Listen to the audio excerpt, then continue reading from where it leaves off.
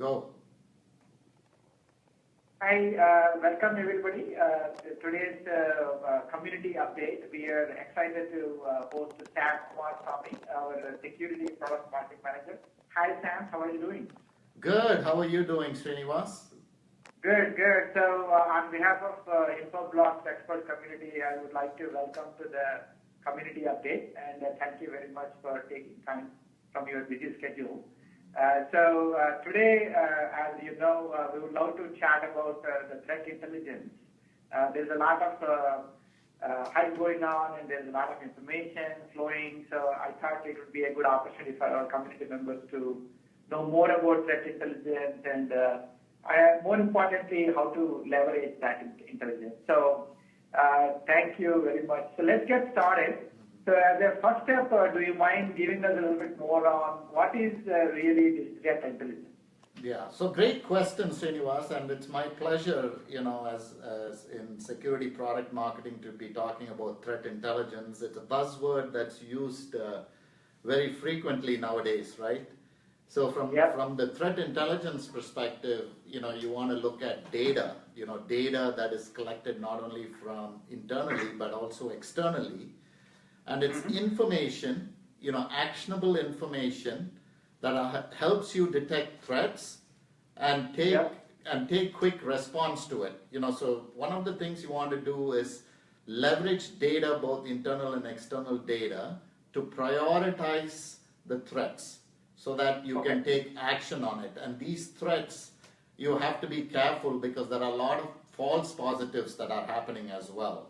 So you want to make sure it's the most critical threats that you are attending to as quickly as possible.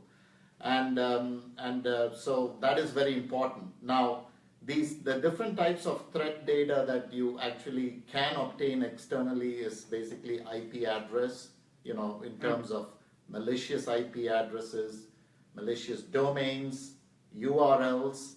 It might be malicious emails, for example, signatures, network-based signatures, or even some names of bad people who are involved, the various threat actors, the famous threat actors internationally as well. So these are the threat intelligence you need to be gathering and taking actionable, making actionable or immediate action so that you can quickly remediate those threats by taking appropriate action. Great, great.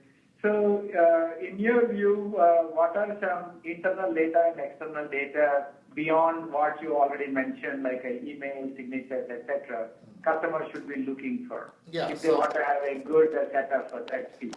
So it really depends on what you're looking for, right? There is web traffic, there is email traffic, then there's also traffic happening through DNS, right? Right. So ideally, in best practices, you need to be looking at threats through all those different vectors, right, as a best practice.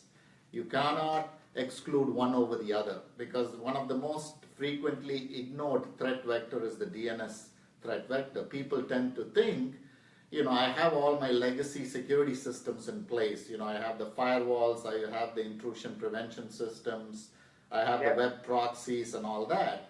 But then DNS becomes a source through which different types of threats happen, attacks happen. So it's very, very important to be aware of that. So when you look at threat data, make sure you look at threat data from all different angles.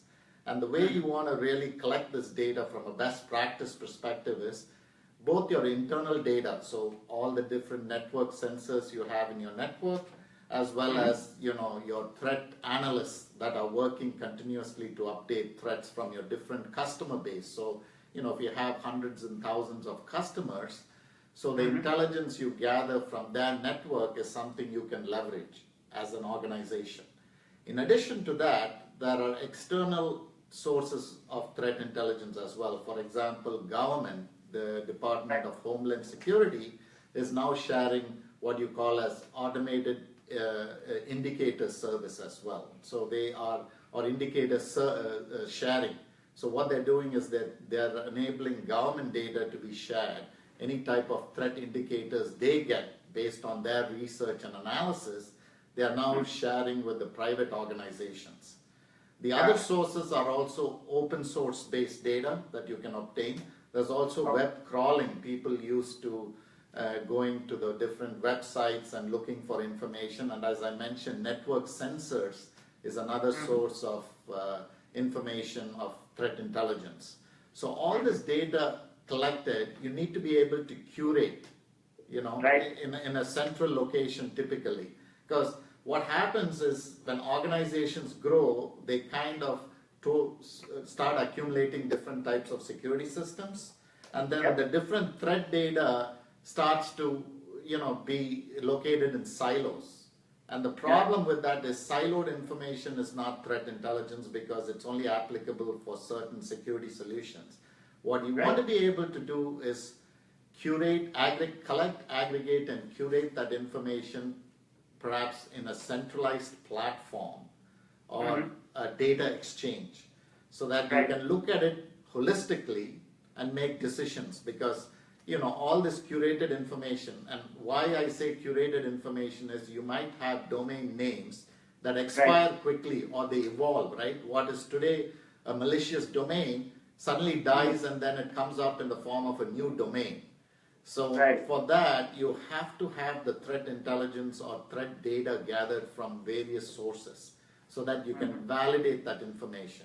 And that validation doesn't happen automatically. It actually should happen through your own threat intelligence, for example. That's why some sort of a manual way of looking at that data, even though you're collecting and aggregating it in a central location, you still need the threat operations or security operations team to be constantly monitoring that in order to determine and correlate and come out with the most critical threats that you need to address in order to remediate current breaches as well as possible future breaches.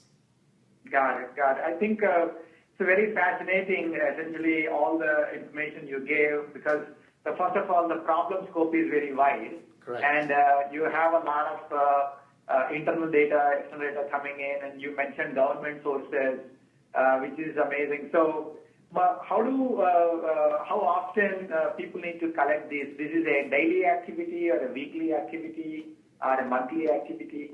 So again, you want the collection and the update of the threat information to happen, or threat data, for example, the malicious IP addresses, URLs, or the domain names to happen as quickly and as near real time as possible, right? Because that's the whole concept.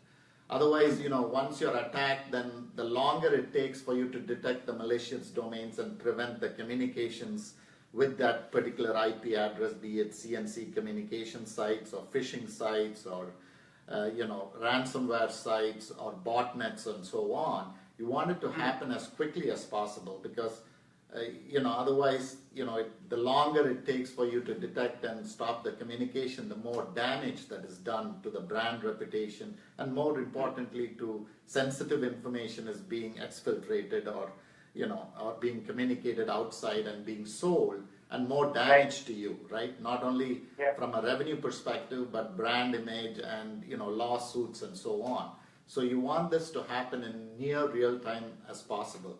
So most of these type of external data you can obtain on a subscription basis, for example, right? I mean, other than your own internal data, typically you can subscribe to them. Like the AIS data is free from the Department of Homeland Security. You just need to be certified and adhere to their regulations and policies. So you can just subscribe to them, you get that free. But then in other cases, like you can subscribe for other third-party vendor feeds such as Serble, CrowdStrike, OpenFish, and so many other vendors that give you very specific information. And what that helps determine is you can get a whole bunch of information on the malicious IP addresses and websites that allows you to correlate that information, saying, hey, if there are 3 different data thread feeds that I'm subscribing for, and they all indicate one particular IP address is bad, then you know for sure you want to prioritize that IP address, whereas if you just see it on a one-off basis, right? Whereas you're just correlating and making sure an IP address or a URL address is being validated by more than 3 or 4 threat data feeds. So that's one way of kind of assuring that those domains or IP addresses are bad. Okay. Awesome. Yeah, so looks like there are some ready-made intelligence feeds available that you can leverage and you can subscribe. And then essentially the key thing is the near real-time nature you're stressing, because things can happen anytime and the damage can be very wide-ranging, right? Correct. Yeah. Okay, so do you mind explaining a little bit more about how is Infoblox involved in the whole threat intelligence, and do we have our own feed, or what kind of services we offer to the customers? No, so that's a great point, right? So let me then expand that first from a best practices perspective. I talked about getting the best of breed in terms of subscribing not only to external threat feeds, but leveraging your own internal threat feeds as well that you collect from your customers. The other thing is really being able to leverage that information not only to your own products as an organization, but also applying that threat feed on a selective basis to your third-party vendors as well. So, for example, you can apply it to your DNS firewall, to your intrusion prevention systems, and also to the next generation firewalls and so on. So that's a best practice, by not only collecting and aggregating that information on a centralized platform or an exchange, but also distributing it on a selective basis to enhance the security of your existing infrastructure, right? So that's the other beauty. Not only are you doing the best of breed collection of threat data, but actually aggregating it, curating it, and only applying the most critical intelligence or threats to your existing infrastructure, right? So overall, you're enhancing the security of your existing systems, as well as quickly remediating those threats as well, because now you're providing additional threat information. So from an Infoblox perspective, we are the leading DDI vendor, as you know, in terms, DDI stands for DNS, DHCP, and IP management. So we are very specifically focused today on DNS security threats, right? So we apply it through our own DNS firewall. And because we are the leaders in that space, we provide, RPZ or response policy zones, which is specific feeds for our DNS firewall. You can also apply it to your own DNS firewall should you have third-party firewalls, but we typically recommend our own DNS firewall because we are enhancing that through this threat intelligence that we have. And so that is a best practice that we provide, where not only from Tide you can apply our threat feeds to our own DNS firewall, but we can also integrate, for example, we put it in different formats. And the formats are in the form of JSON, CSV, CEF format, common event format. For example, you can use it in your SEM, for example, like Splunk, ArcSight, some of the leading SEM vendors. And where if you think if you use it as a centralized console to take any specific action from there onto your web proxy or next generation firewall, you can do that as well. And we have integrations also with, for example, with next generation firewall, we have a deployment guide where we will put it into a format that can be consumable by Palo Alto Networks. They have to do a little bit customization with that. But the fact that we are using our platform to enhance not only our DNS firewall, what we call as Tide or Threat Intelligence Data Exchange, that is also can be used to provide threat feeds and enhance your existing security systems like next generation firewall and web proxies. So we do not sell our threat intelligence data exchange by itself. We bundle it with a product called Active Trust.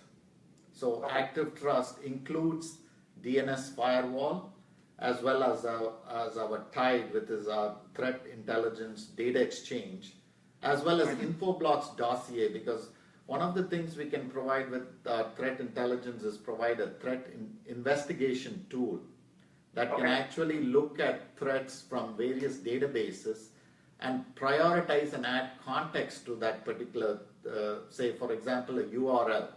You can investigate if that URL has damaged other organizations, for example, because people have accessed that particular URL or IP address. We can actually investigate and find out who is behind that URL. Maybe it's somebody from Russia or China who has been, who is a bad threat actor. And then we can also connect it back to, for example, a particular email address and actually identify that particular threat vector. So that's the level of investigation we can provide with our Active Trust product line. So so one of the things we recommend, again from a best practices perspective, is to look at threat intelligence from an overall holistic perspective. Not only leverage your internal threat intelligence, but also we have our own threat operations team that is constantly curating that data, right? And adding that extra level of intelligence and enhancing your investment in existing security systems. Plus, in addition, we enhance our DNS firewall with threat feeds, which you can leverage actually to ensure that no attack happens through the DNS firewall. Now, by the way, you can actually go and evaluate our Active Trust product. Remember, when you look at our link to go into www.infoblox.com/product/Active Trust, and there's a free 30-day evaluation which you can leverage.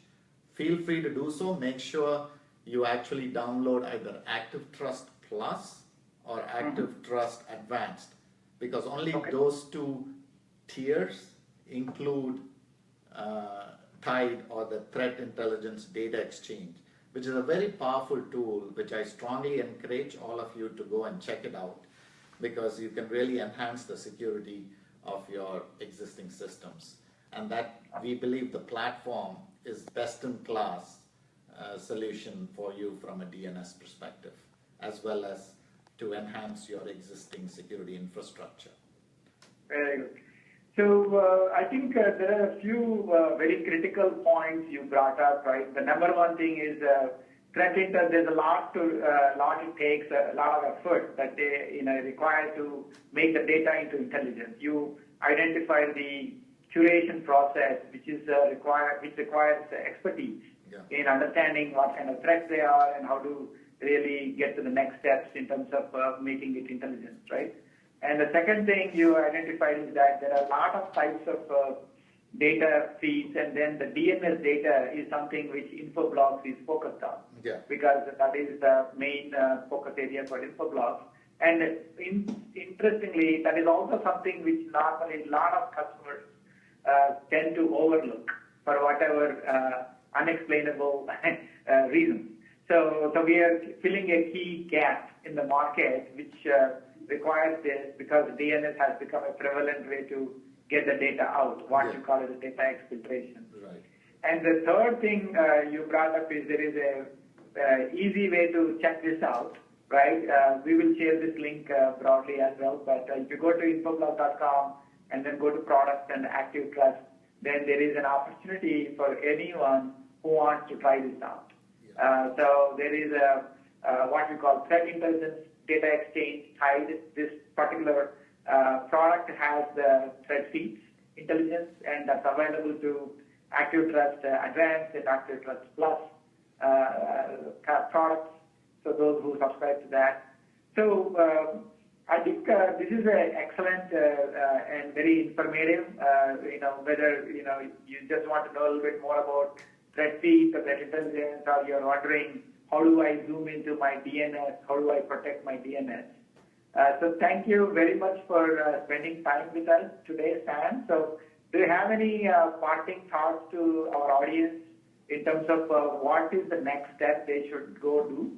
Yeah, so like I mentioned, there's a 30-day evaluation of Active Trust that they need to check too. And by the way, we also have partnered with a number of vendors, as I indicated, right? So not only we provide our own intelligence to the threats feeds, but we also have partnered with third party. And the beauty about our product is you can actually, if you have already subscribed to any of our partners, that's fine. We can still integrate into Tide, which is a very open platform, right? And yeah, and you need to think about challenges too. It's not just you might have a lot of threat intelligence, but again, it might be in silos, right? So there is a need to correlate that information. And this must have happened over a period of time, because as you're actually acquiring companies, you start acquiring different types of systems, security systems, different threat feeds. So there's no way for you to holistically put it together into a single platform. So the idea is we help you do that, and that is some of the best practices we help you leverage as well. So we help you take that threat feed that you're subscribing to from third parties as well as your internal threat feeds, and help you correlate, prioritize that information. And again, I strongly encourage you to all take a look at our Active Trust product, which you can leverage for a 30-day free evaluation. And feel free to ask questions and so on. Do we have any questions on chat, by the way, at all? Let me just check. Yeah.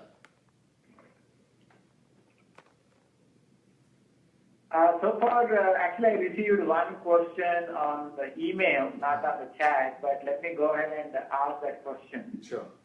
So, in terms of, do you have any information on the pricing for Active Trust? What does it really depend on? Is it based on the number of users or number of devices, or what's the typical way to you approach? So for Active Trust Plus and Advanced that I talked about, which provides you with the Tide evaluation or with the Tide product, it's based on the number of protected users. So it's basically based on the number of users. So the pricing is anywhere from, it starts with 1,250 users and goes all the way to 160,000 users. Then anything beyond 160,000 users, we have very specific pricing that we can talk to you on a one-on-one basis. But that should be pretty easy for you to look at. And feel free to contact our sales team as well, or contact us, and we will be willing to discuss this further with you. Great. Awesome. So thanks again. I just want to thank Sam and also all of you who are watching us and will be watching later. This is a Infoblox expert community update. We just had a great chat with Sam Kumaraswamy, our security expert and product marketing manager, who works on Active Trust product. So for more information, please check out infoblox.com and under products, look for Active Trust. Thanks again. Thank you. Bye. Thank you, everyone.